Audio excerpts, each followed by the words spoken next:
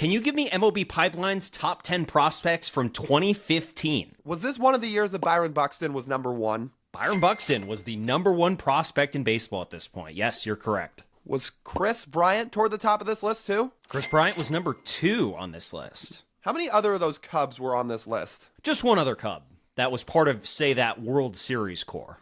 Not exactly the most memorable one in the world, and to be honest, I don't know if he deserves to be. Is that Addison Russell? Addison Russell was the number 5 prospect in baseball in 2015. Was this when Carlos Correa was still a prospect too? He was the number 3 prospect on this list. Yeah, this is a pretty loaded list. It's a shortstop-heavy list, too. Think about the other shortstops that came up around Carlos Correa. Oh, so would this have been Francisco Lindor too? Francisco Lindor was the number 4 prospect. Wasn't this when Julio Urias was totally ascending too? He was the number 8 prospect in baseball. Had Victor Robles climbed his way up into the top 10 yet? Little too soon for Victor. He's not on this list. You're missing one big shortstop.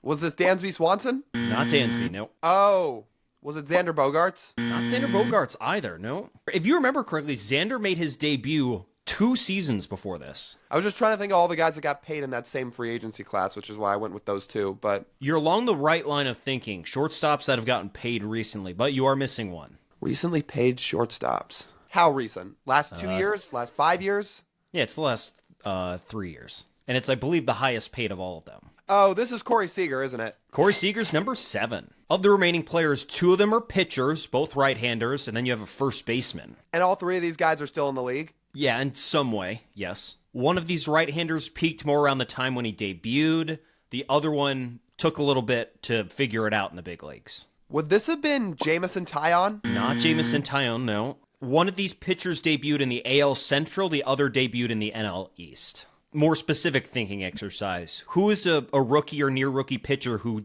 peaked around 2015? If I had that answer already, I would have figured it out. Played a very prominent role in a very good team. I don't know. Who is it? The NL East pitcher I'm referring to, the one I was just referring to, was Noah Syndergaard. So Syndergaard was number 6? Syndergaard was number 10. He was the one who stayed in the NL East, as you know, and helped push the Mets to the World Series. So you have the one pitcher remaining. He briefly debuted in the NL East and then was traded to the AL Central. What team was making trades like that? The trade that this pitcher was in was technically a blockbuster, but there was no, I feel like, real blockbuster names exchanged. I'm giving up on this one too. Lucas Giolito? That would make sense. Yep. You got one more, number 9, a first baseman out of the AL West. Is it John Singleton? Not John Singleton, no. Same state? Has he had a big career? Big career, no, but he is big. Oh, it's Joey Gallo. It is Joey Gallo. Yep, way to wrap it up.